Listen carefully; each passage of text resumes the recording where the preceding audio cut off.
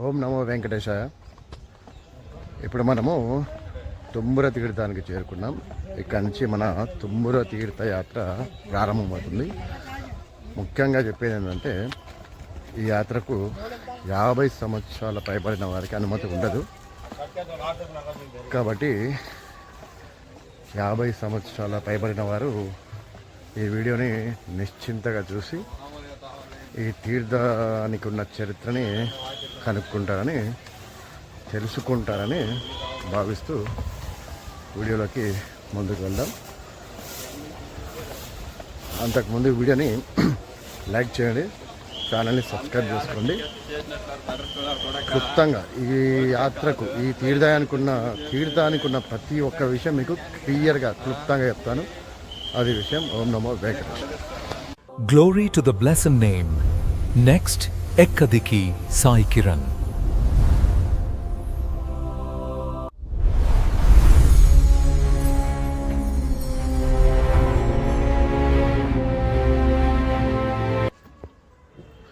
ఇది డ్యామ్ అండి. తుమ్మూర తీర్థానికి వెళ్ళే దారిలో ఉన్న డ్యామ్ అనమాట. ఇది ఎప్పుడు పడితే అప్పుడు మనకి చూడడానికి అవకాశం ఉండదు, సంవత్సరానికి ఒక్కసారి మాత్రమే.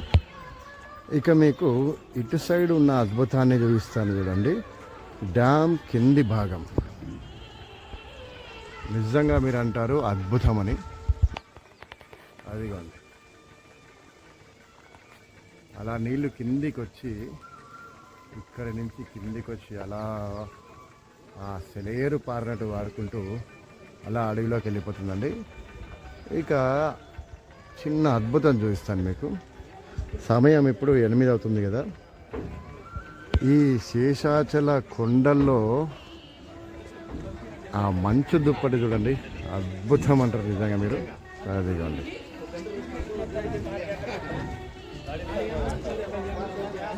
నిజంగా అద్భుతమే కదా. ఇట్లాంటి అద్భుతాలు ఇప్పుడు మనము చాలా చూడబోతున్నాము.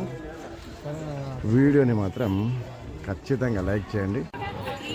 తీర్థానికి వెళ్ళే భక్తుల కోసం ఇక్కడ పాలు ఇంకా టిఫిన్లు అల్పాహారం కూడా ఉంటుందన్నమాట. లైక్ పులిహోర, పొంగల్ అలాంటివి అనమాట. తినేవాళ్ళు తినేసి పార్సల్ కూడా తీసుకొని వెళ్ళొచ్చు. మనం కూడా తినేసి ఒక ప్యాకెట్ పార్సల్ తీసుకొని వెళ్దాం. ఇదిగోండి కాఫీ, పాలు, కాఫీ.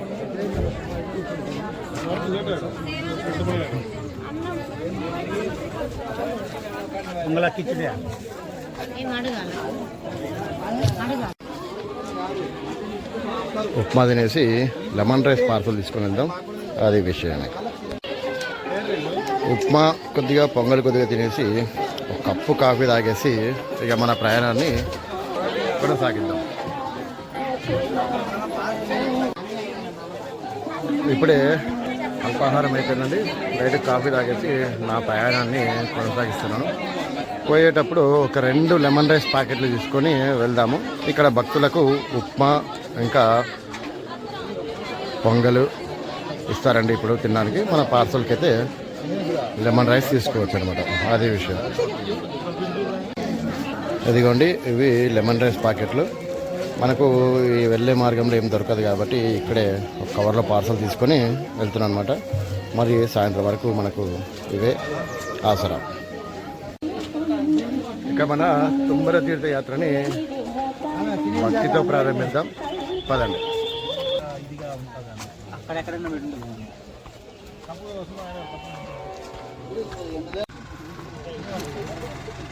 చూసుకుంటే పోలీసు వాళ్ళందరూ పెద్దవాళ్ళని ఆపేస్తున్నారు. కారణం ఏంటంటే 50 సంవత్సరాలు పైబడిన వారికి అనుమతి లేదన్నమాట. దారి చాలా కష్టంగా ఉంటుంది, కష్టసాధ్యంగా ఉంటుంది. అది విషయం. ఇక మన ప్రయాణాన్ని కొనసాగిద్దాం. ఈ వీడియో ముఖ్యంగా 50 సంవత్సరాల పైబడిన వారికి చాలా బాగుంటుందండి. కారణం ఏంటంటే వారికి అనుమతి లేదు కాబట్టి.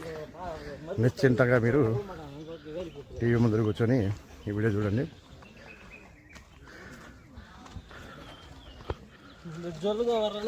మీరే ప్రత్యక్షంగా నడుస్తున్నంత అనుభూతిని వస్తుందన్నమాట ఈ ప్రయాణం.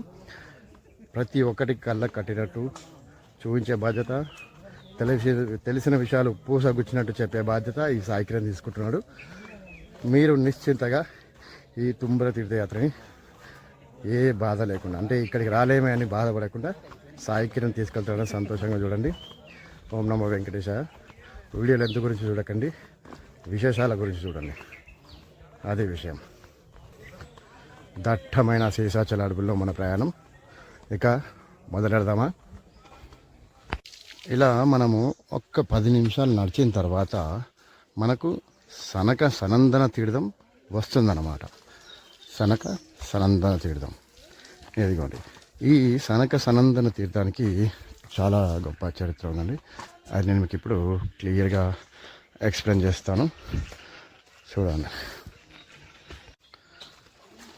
మనము ఈ సనక సనందన తీర్థం గురించి తెలుసుకోవాలంటే ముందుగా బ్రహ్మదేవుని మానసపుత్రుల గురించి ఖచ్చితంగా తెలుసుకోవాలండి. వారు ఎవరంటే సనకుడు, సనందనుడు, సనాతనుడు, సనత్కుమారుడు అనమాట. అయితే వీళ్ళు ఎప్పుడూ కూడా 5 సంవత్సరాల పిల్లల్లాగానే ఉండి నిరంతరం నారాయణుడి జపిస్తూ ఉండేవారు అనమాట. అయితే వీళ్ళు ఇక్కడ తపస్సు చేయడం వల్ల ఈ తీర్థానికి సనక సనందన తీర్థం అని పేరు వచ్చింది. అదండి విషయం. అయితే ఈ శాప విమోచన తీర్థానికి పురాణాల ప్రకారం ఈ తీర్థంలో స్నానం చేస్తే తెలిసి తెలియక చేసిన పాపాలు కూడా తొలగిపోతాయని నమ్మకం అన్నమాట. ముఖ్యంగా తుంబర తీర్థానికి వెళ్ళే దారిలో ఈ సనక సనందన తీర్థం ఉంటుంది కాబట్టి భక్తులు ముందుగా ఇక్కడ పవిత్ర స్నానాలు, అంటే ఇప్పుడు కాదండి, ఒకప్పుడు, ఇప్పుడంటే నీళ్ళు తాగి వెళ్ళేవారు. ప్రస్తుతానికి ఇప్పుడు ఎండాకాలం మొదలైంది కాబట్టి నీరు తక్కువగా ఉంది. అప్పట్లో స్నానాలు చేసి ఇక తుంబర తీర్థానికి కానీ రామకృష్ణ తీర్థానికి కానీ బయలుదేరేవారు అనమాట. ప్రకృతి ఒడిలో ఈ 2 తీర్థాలు. ఇది ఆ పైనుండి అండి చిన్న చిన్న రాళ్ళు రప్పల మధ్య ఎన్నో వనమూలికల మధ్య నుంచి వస్తాయి కాబట్టి ఇది సర్వరోగ నివారణ కూడా అనుకోవచ్చు. ఇక్కడ నీళ్లు ఎప్పుడు కూడా స్వచ్ఛంగా చాలా చల్లగా ఉంటారనమాట. అది దారిలో అలసిపోయిన భక్తులకు ఈ నీరు అమృతంలా పనిచేస్తుంది అనమాట. ఈ సనక సనందన తీర్థం, ఇది ఈ తీర్థానికి ఉన్న ప్రాముఖ్యత. మనం ఇక ముందుకి మన ప్రయాణాన్ని కొనసాగిద్దాం ఇట్లాంటి మంచి మంచి విషయాలు తెలుసుకుంటూ. ఈ తుంబర తీర్థానికి వెళ్ళే దారిలో మనం రానప్పుడు ఏనుగులు ఏ విధంగా సంచరిస్తుంటాయి అనడానికి ఉదాహరణ ఇదేనండి. ఏనుగు పేడ అనమాట. ఈ దారిలో విపరీతంగా ఏనుగులు ఉంటాయి అనడానికి అదొక సాక్ష్యం. ఇక మనం ఈ వీడియోలో ముఖ్యంగా చెప్పుకునేది ఆకాశగంగ. ఆకాశగంగ పుట్టుక స్థానం గురించి చెప్తానమాట ఈ వీడియోలో. ఇంకొకటి రావణాసురుడు తపస్సు చేసిన ప్రదేశం గురించి కూడా మీకు ఈ వీడియోలో చెప్పబోతున్నాను. ఇంకొకటి ఏంటంటే ముక్కోటి తీర్థం నాడే ఎందుకు మనం తుంబర తీర్థానికి వెళ్ళాలి, ఎందుకు దర్శించుకోవాలి అనేది కూడా మీకు ఈ వీడియోలో చెప్పబోతున్నాను అనమాట. ఇంకొకటి ఏంటంటే సిద్ధులు యోగులు కూడా తపస్సు చేసి ఇప్పటికీ సూక్ష్మ రూపంలో ఉన్నారనే విషయాన్ని కూడా మీకు నేను ఈ వీడియోలో క్లియర్గా చెప్పబోతున్నాను. వీడియోని మాత్రం స్కిప్ చేయకుండా తప్పకుండా చూడండి. చాలా అద్భుతంగా ఉంటుంది. చాలా మంచి మంచి విషయాలు తెలుసుకోవడానికి అవకాశం ఉంటుంది మీకు. మనము సనక సనందన తీర్థం దాటిన ఒక 10 నిమిషాలకే మనకు ఇక్కడ పైకప్పులేని గోడలు కనిపిస్తాయండి. వీటిని ఏమంటారు అనేది నేను మీకు దగ్గరికి వెళ్ళి చూపిస్తూ వీటికున్న చరిత్రని మీకు ఇప్పుడు చెప్తాను, చూడండి. ఇదిగోండి, సనక సనందన తీర్థం దాటిన తర్వాత మనకు కొద్ది దూరంలోనే ఇలా పైకప్పు లేని ఒక 6 గోడలు కనిపిస్తాయి. వీటిని మొండి గోడలు అంటారనమాట. పూర్వం ఈ తీర్థాలకు వచ్చే భక్తులకు ఇక్కడ అన్నదానం లాంటివి చేసేవారు అనమాట. ఇది ఇప్పటిది కాదండి, కొన్ని వందల సంవత్సరాల నుంచి ఇలా ఉన్నాయన్నమాట. ఇలా పైకప్పు లేకుండా ఉండడం వల్ల వీటికి మొండి గోడలు అని పేరు అన్నమాట. ఇక్కడ అప్పుడు అన్నదానం జరిగేది. ఒకసారి కళ్ళు మూసుకొని మీ మనోనేత్రం నుంచి చూడండి. ఒకానొక సమయంలో ఆ దారి నుంచి వచ్చి వెళ్ళే భక్తులకు ఇక్కడ అన్నదానం చేసేది ఎలా ఉంటుందనేది ఊహించుకోండి. అద్భుతంగా ఉంటుంది. ఇక ముందు మనం వేరే విషయాలు కూడా తెలుసుకుందాం. పదండి. ఒకసారి ఊహించుకోండి, వర్షాకాలం ఈ ప్రదేశం ఒక అద్భుతమని అనుకోవాలి. మనం ముందుకు వెళ్ళిపోదాం, మిగతా విషయాలు తెలుసుకుంటాం.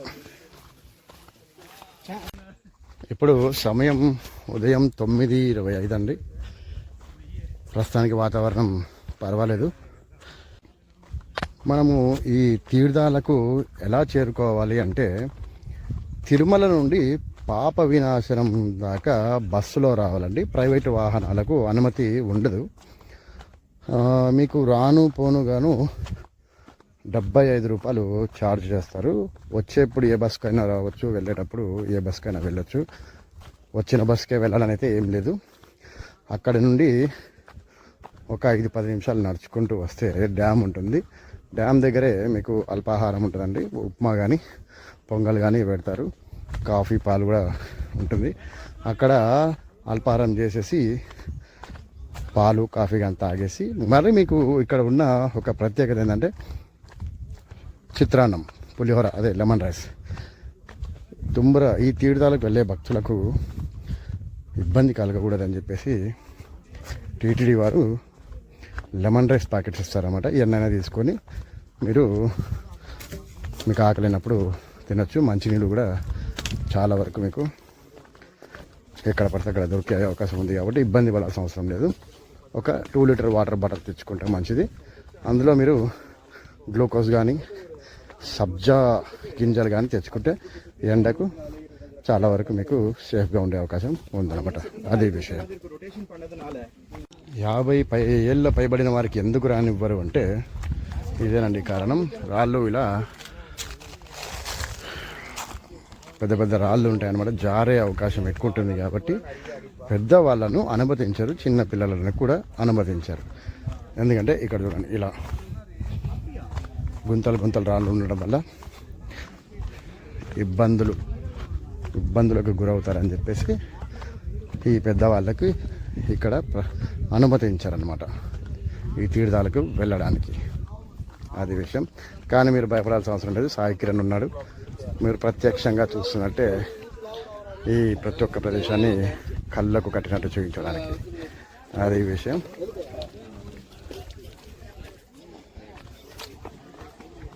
ఇదిగోండి, ఉచిత వైద్య వసతి. ఎవ్రీ 2 కిలోమీటర్స్ ఒక మెడికల్ క్యాంప్ ఉంది. వాటర్ ఉన్నాయి, మీరు వాటర్ తాగండి. డిహైడ్రేట్ అవుతుంది బాడీ. కింద చూసుకొని వెళ్ళండి. ఓకే, మళ్ళీ రిటర్న్ కూడా మీరు సేఫ్గా రావాలి. ఓకేనా? ఓం నమో వెంకటేశాయ. అదండి విషయం. ప్రతి 2 కిలోమీటర్లకి ఒక మెడికల్ క్యాంపు, వాటర్ క్యాంప్ ఉన్నాయి కాబట్టి మీకు నీళ్ళకు కూడా భయపడాల్సిన అవసరం లేదు. ముఖ్యంగా 2 వాటర్ బాటిల్ తెచ్చుకోండి. ఒకటి తాగడానికి, ఒకటి చిన్నది తెచ్చుకోండి. 1/2 లీటర్ వాటర్ బాటిల్ ఇంటికి తీసుకెళ్ళండి. మీరు ఒక్కరే కాదండి, మీ ఇంట్లో వారు కూడా ఈ పుణ్యతీర్థం నీళ్ళతో స్నానం చేసి వాళ్ళు కూడా అష్టైశ్వర్యాలతో ఆరోగ్యాలతో ఉండాలని నేను చెప్తున్నాను అన్నమాట. అదే విషయం.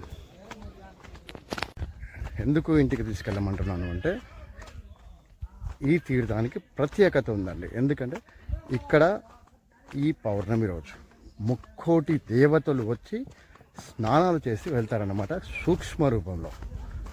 అందుకనే వెళ్ళేటప్పుడు ఒక చిన్న వాటర్ బాటిల్లో నీళ్ళు తీసుకొని మీ అమ్మగారికి, నాన్నగారికి, నానమ్మ గారికి, అమ్మమ్మ గారికి, తాతయ్య గారికి, ఎవరైతే పెద్దవాళ్ళు రాలేరో వాళ్ళందరికీ ఇవ్వండి. వాళ్ళందరినీ దేవుని కృపకు ప్రార్థనలు చేయండి. అదే విషయం. ఈ తీర్థాలకు వచ్చేవారు అతి ముఖ్యంగా మర్చిపోకుండా ఉండాల్సింది క్యాప్ అండి. ఈ ఎండలో ఇబ్బంది పడకుండా ఉండడానికి మీకు క్యాప్ చాలా సహాయం చేస్తుంది కాబట్టి మర్చిపోకుండా ఒక క్యాప్ ఖచ్చితంగా క్యారీ చేయండి. అది విషయం. ఇలా రాళ్ళు రప్పల మధ్య మన ప్రయాణాన్ని కొనసాగిద్దాం. ఆ దేవదేవుడి పేరు తలుచుకుంటూ. ఓం నమో వెంకటేశాయ నమః.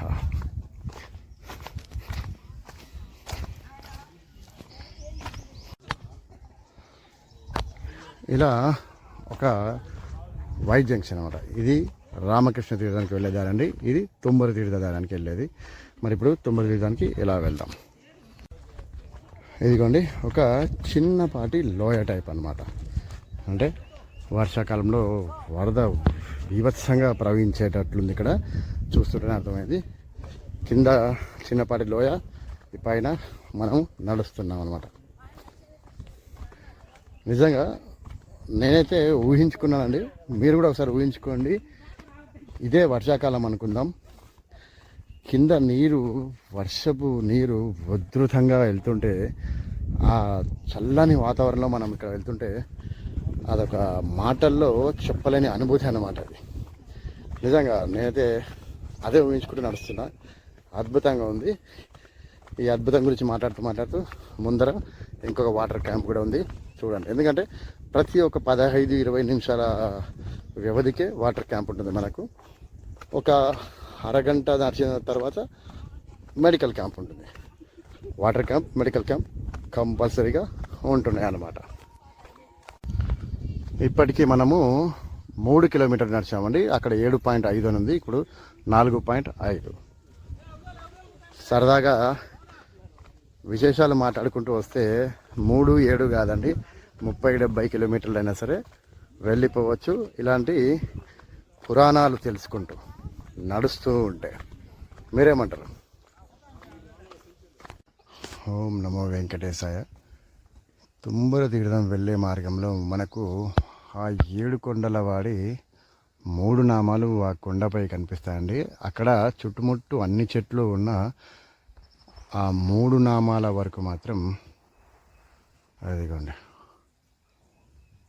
ఇప్పుడు కనిపిస్తుందా, 3 నామాల వరకు మాత్రం చెట్లు ఏం లేవు. అవి 7 కొండల వాడి 3 నామాలు. ఓం నమో వెంకటేశాయ అని కామెంట్ చేయండి. ఓం నమో శ్రీనివాసాయ. ఇక మనం మన ప్రయాణాన్ని కొనసాగిద్దాం. ఈ కొండరాళ్ళలో తిరుగుతుంటే ఆ ఉత్సాహమే వేరు. ఎందుకంటే ఇప్పటికీ నేను చాలా చోట ట్రెక్కింగ్ చేశానండి. శ్రీశైలం పాదయాత్ర అయితే ఇప్పటికీ వెంకటాపురం నుంచి 6 సార్లు వెళ్ళడం జరిగింది. ఒక 3 సార్లు కార్తీక మాసంలో ఎవరూ ఉండరనమాట. అప్పుడు కేవలం ఒక 15-20 మంది మేమే సభ్యులం జట్టుగా అయ్యి వెళ్తామన్నమాట. మిగతా శివరాత్రి సమయంలో భక్తులందరితో వెళ్తాం అనమాట. అవి కూడా మన ఛానల్లో ఉన్నాయండి, తప్పకుండా చూడండి. చాలా మంచి అనుభూతి కలుగుతుంది. ఇంకొకటి ఏంటంటే సలేశ్వరం అండి. సలేశ్వర యాత్రని మీరు చూస్తే కానీ ఆశ్చర్యపోతారు, అంత అద్భుతంగా ఉంటుంది. అది కూడా మన ఛానల్లో ఉంది చూడండి. ఇంకా రీసెంట్గా రామకృష్ణ తీర్థం కూడా వచ్చానండి, అది కూడా సూపర్ ఉంటుంది, చూడండి. అది విషయం. వీడియో చూస్తున్న వాళ్ళకు ముఖ్యంగా ఒకటి చెప్పాలండి. నేను ఏ వీడియో అయినా సరే 5-10 నిమిషాల్లో అలా చుట్టి పక్కన పెట్టి చూపించే విధానం అయితే నా దగ్గర ఉండదండి. క్లుప్తంగా ఉంటాయి. వీడియో లెంత్ ఎక్కువ ఉన్నా కూడా క్లుప్తంగా ఉంటుంది. చాలా తక్కువ మందికి తెలిసిన విషయాలు నేను తెలుసుకొని మరీ చెప్తుంటాను. నేను చదువుకుంది కూడా 2వ తరగతి మాత్రమే, తెలుసుకొని చెప్పడమే. కొన్నిసార్లు మాట పళ్ళు పోవచ్చు. 1:40 నిమిషాలకు పైన ప్రతి ఒక్క వీడియో ఉంటుందండి. ఎందుకు ఉంటుంది అనేది వీడియో మొత్తం చూస్తే మీకే అర్థమవుతుంది. అదే విషయం. ముఖ్యంగా పెద్దవారికి ఉపయోగపడే వీడియోలు చేయాలనే నా ఉద్దేశం అన్నమాట. అది సంగతి. అందుకే వీడియో పెద్దగా ఉందని ఎవరు కూడా స్కిప్ చేయకుండా చూడండి.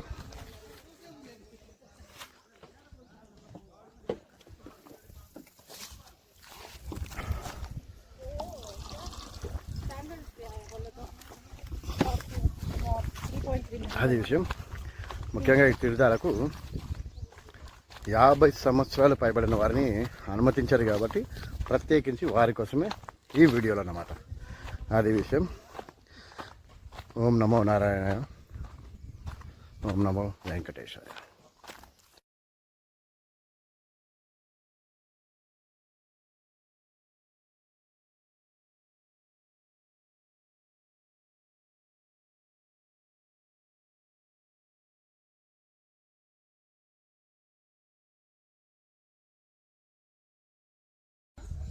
ఒక్క 10 నిమిషాలు చెట్టు కింద రెస్ట్ తీసుకొని మన ప్రయాణాన్ని మళ్ళీ ముందుకు కొనసాగిస్తుందండి. ఎండ వేడికి తట్టుకోలేకపోతున్నాం అనమాట, అదే విషయం. అయితే ఇది చూడండి, సబ్జా వాటర్ అనమాట. సబ్జా గింజలు రస్నా మిక్స్ చేసుకొని తీసుకెళ్తున్నాం. ఎండకి మనకు అంతో ఇంతో తోడుగా ఉంటుంది కాబట్టి, చలువ కాబట్టి, అది విషయం.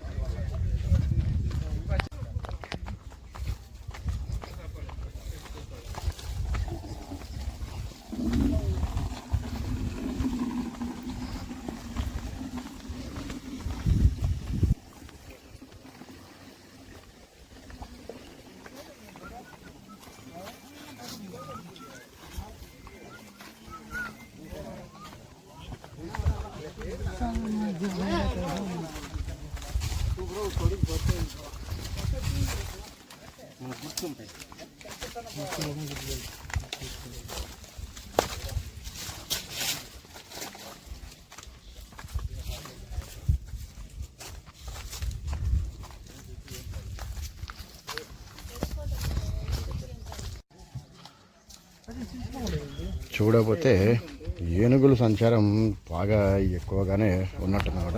ఇదిగోండి, శేషాచల కొండలు అంటేనే ఏనుగులకు ఆవాసం, అంతే కదా. కానీ వీళ్ళ కష్టం మాత్రం అనితర సాధ్యం అన్నమాట. చూడండి, ఈ అడవిలో ఈ పైప్ మోసుకొచ్చి ప్రతి ఒక్క 200 అడుగులకు వాటర్ క్యాంపు చేయడం అంటే మామూలు విషయం కాదనమాట.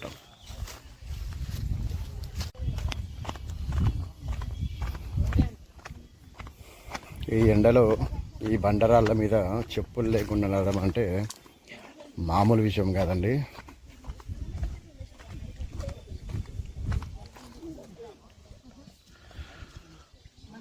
ఒక పక్క ఎండ వేడి, ఈ రాళ్ళు కాలుతుంటే కూడా కొందరైతే చెప్పులు లేకుండా వెళ్తారండి. నేను వెళ్ళలేను. కారణం ఏంటంటే ఎక్కువ శాతం ట్రెక్కింగ్ చేసి చేసి కాళ్ళు బాగా అరిగిపోయినాయి. కొన్ని పగులు ఉన్నాయండి. చిన్న గులకరాయ తగిలినా కూడా అల్లాడిపోతాను అనమాట. నేను అంత ఘోరంగా కాళ్ళు పగిలి ఉంటాయి నాకు. ఇదిగోండి,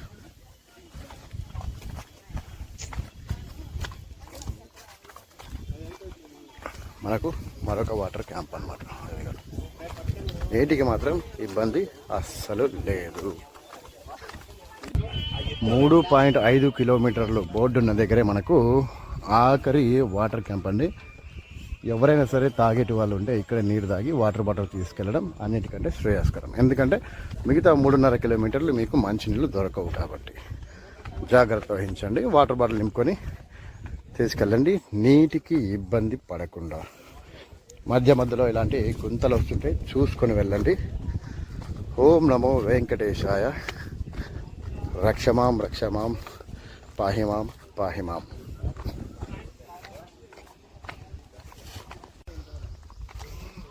ఇప్పుడు ఈ తీర్థం గురించి ఒక ముఖ్యమైన విషయం చెప్తారండి నేను. ఈ తీర్థానికి ఎప్పుడు పడితే అప్పుడు ప్రవేశం ఉండదన్నమాట. మనకు ఈ తుమ్మూరు తీర్థానికి ఎప్పుడు అంటే అప్పుడు మనం వెళ్ళలేము. కారణం ఏంటంటే ఈ తీర్థానికి ఫాల్గుణ మాసం, ఫాల్గుని నక్షత్రంతో కూడిన పౌర్ణమి నాడు మాత్రమే ప్రవేశం ఉంటుంది. ఎందుకు అంటే ఆ రోజు 3 దేవతలందరూ ఏకమై వచ్చి ఈ తీర్థంలో స్నానం చేసి వెళ్తారన్నమాట. ఆ రోజు మనం కానీ ఈ తీర్థంలో స్నానం చేస్తే అశ్వమేధ యాగం చేసినంత పుణ్యం కలుగుతుందని చెప్తారనమాట. పురాణాల ప్రకారం చెప్పిన విషయం ఇదే. కాబట్టి మీరు కూడా ఒక చిన్నపాటి వాటర్ బాటిల్ లాంటివి తీసుకొచ్చి ఆ నీళ్ళు ఇంటికి తీసుకెళ్ళి మీ పెద్దవారికి, మీ ఇంట్లో పిల్లలకి ఇస్తే అంతా మంచిగా జరుగుతుంది.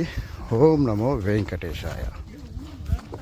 ఇక మనము ఇంతసేపట్లో ఒక 0.5 కిలోమీటర్స్ వచ్చాము. ఇంకా 3 కిలోమీటర్లు వెళ్తే తుమ్మూరు తీరుదాం అనమాట. అది విషయం.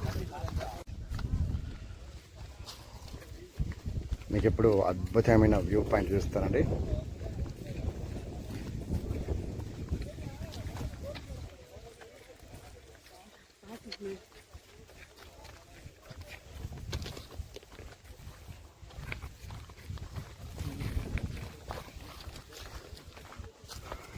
ఇదిగోండి, మనము ఎప్పుడూ కూడా చూడని ఒక అద్భుతమైన వ్యూ పాయింట్ ఇది.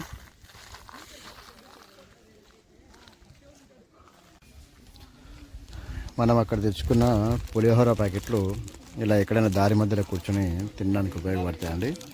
తినేసి కాసేపు రెస్ట్ తీసుకొని మరి నా ప్రయాణాన్ని కొనసాగిస్తాం. అంతవరకు మీరు కూడా ఓ గ్లాసుడు మజ్జిగను, ఓ గ్లాసుడు పాల తీసుకొని రండి, వెళ్ళండి.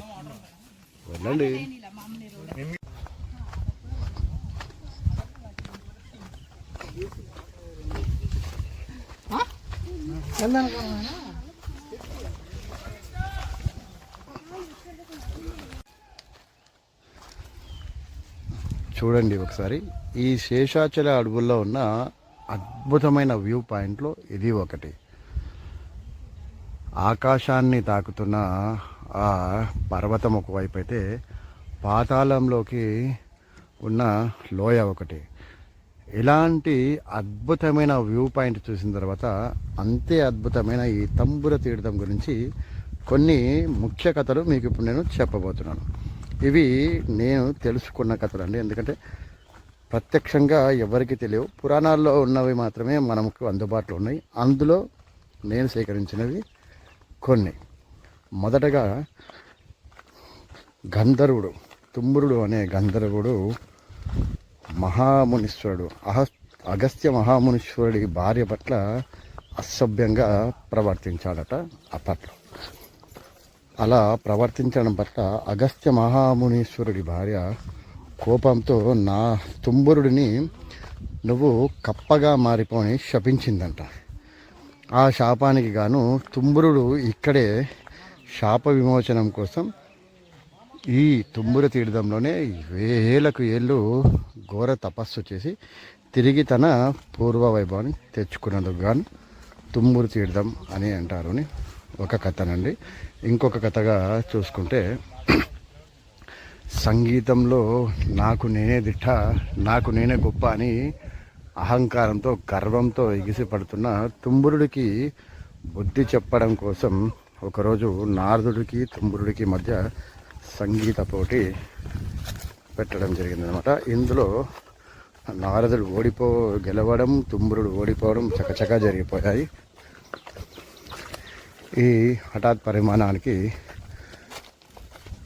తుంబురుడు అలిగి ఈ తీర్థంలో వచ్చి తపస్సు చేసుకుంటూ ఉన్నాడనమాట. అప్పుడు తుంబురుడికి ఆ శ్రీనివాసుడే ప్రత్యక్షమై బుజ్జగించడం జరిగిందనమాట. అదే ఈ తుంబుర తీర్థమని ఒక కథ. ఇక ఇంకొక కథగా చూసుకుంటే, ఒకరోజు ఆకాశ మార్గాన నారదుడు వస్తుంటే తనకు ఎదురుగా గంధర్వుడైన తుంబురుడు తన గానామృతం వినిపిస్తూ నారదుడికి ఎదురుపడ్డాడట. అప్పుడు నారదుడు, ఓ గంధర్వ తుంబుర, ఎవరి కోసం ఈ వీణామృతం ఇంత హాయిగా కమ్మగా పాడుకుంటూ వస్తున్నావు అన్నందుకు ఆ తుంబురుడు తన సమాధానాన్ని ఇలా అన్నాడు. ఏమని అంటే, ఇది నేను భూలోకంలో ఎవరినో మెప్పించడం కోసం పాడుతున్న పాట, నీ కోసం కాదు అని తన సమాధానాన్ని చాలా వ్యంగ్యంగా చెప్పడం జరిగిందనమాట.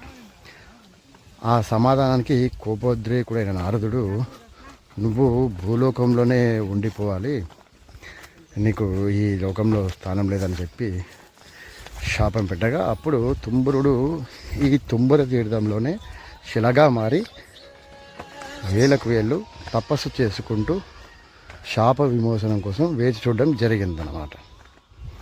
అలా కూడా ఈ తుంబుర తీర్థానికి ఒక పేరు వచ్చింది, తుంబుర తీర్థం అని.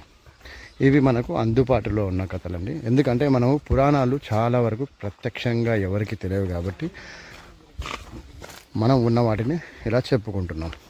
నేను కూడా ఇవి కథలని రీసెర్చ్ చేసి మీకు చెప్పడం జరిగింది. అది విషయం.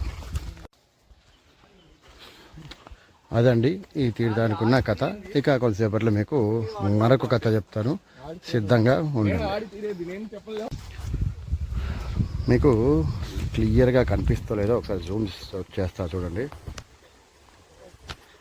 ఇలాంటి కొండ గుహల్లో ఇప్పటికీ సిద్ధులు మునులు కనిపించకుండా సూక్ష్మ రూపంలో తపస్సు చేసుకుంటూ ఈ అడవిలోనే సంచరిస్తూ ఉంటారండి. రాత్రిపూట కూడా ఈ అడవిలలో ఓంకారనాదం చాలా స్పష్టంగా వినిపిస్తుంది అనమాట. అదే విషయం పుణ్యపురుషులు ఎప్పుడైనా సరే ఇలాంటి గుహలలోనే ఘోర తపస్సు చేస్తూ ఉంటారన్నమాట. అది విషయం. మనం ఇంకా ముందుకు వెళ్దాం. అద్భుతం కదండి, ఒకసారి చూడండి. శేషాచల అడవుల్లో ఉన్న తుంబురు తీర్థంకు వెళ్తున్నప్పుడు ఈ అద్భుతాన్ని చూసాను నేను ఇప్పుడు.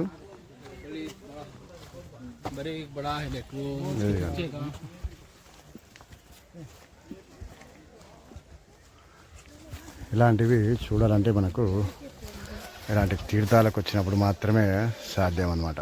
అదే విషయం. ఇలా మనము కొద్ది దూరం నడుచుకుంటూ వచ్చిన తర్వాత ఇక్కడ ఒక సెలయేరు కనిపిస్తుంది చూడండి.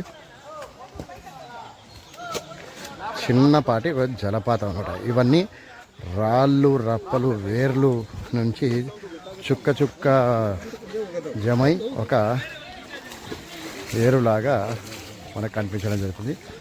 నీరు చూడండి ఎంత స్వచ్ఛంగా ఉందో. అంటే కింద ఉన్న రాళ్ళు కూడా ఎంత క్లియర్గా కనిపిస్తున్నాయి అనేది మీరు ఇక్కడ వీడియోలో చూడొచ్చు అనమాట.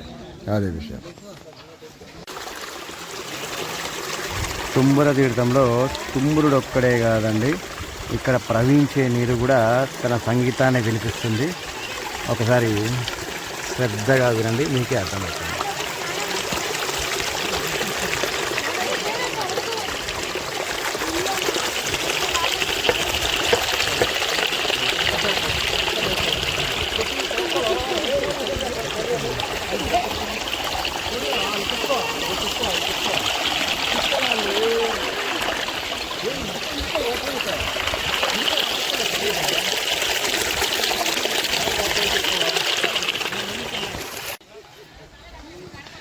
ఈ నీటి గలగల రావాల మధ్య ఒక 10 నిమిషాలు విశ్రాంతి తీసుకొని నా ఈ ప్రయాణాన్ని మళ్ళీ ముందుకి కొనసాగిస్తున్నాను.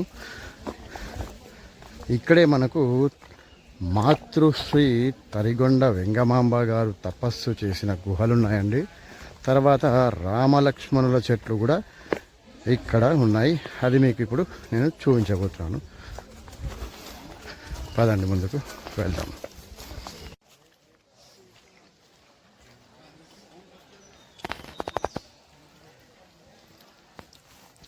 ఈ తుంబురు తీర్థం వెళ్ళే మార్గంలో ఇలాంటి కొండ గుహల్లో ఇప్పటికీ ఎందరో సిద్ధులు ఋషులు సూక్ష్మ రూపంలో తమ తపస్సుని చేసుకుంటూ ఉంటారని పురాణాలు చెబుతున్నాయండి. వీరంతా రాత్రిపూట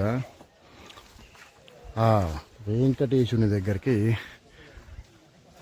సూక్ష్మ రూపంలో వెళ్ళి దర్శించుకుంటారని పురాణాలు చెబుతున్నాయి. ఇంకా మనకు కనిపించని ఎన్నో గుహలు ఇక్కడ ఉన్నాయటండి ఆ తిరుమల వెంకటేశుని గర్భాలయంలోకి. అదే విషయం.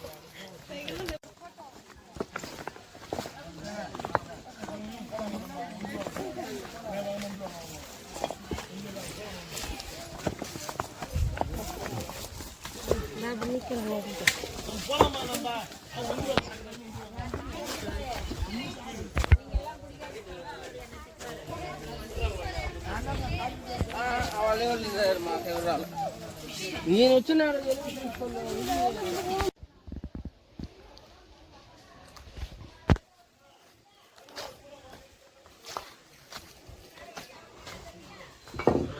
ఇప్పుడు నేను మీకు చూపిస్తున్న గుహ వచ్చేసి శ్రీవారికి పరమ భక్తురాలైన తరిగొండ వెంగమాంబ గారు ఘోర తపస్సు చేసుకున్న గుహ ఇదేనండి. ఇక్కడే ఆవిడ తన తపస్సును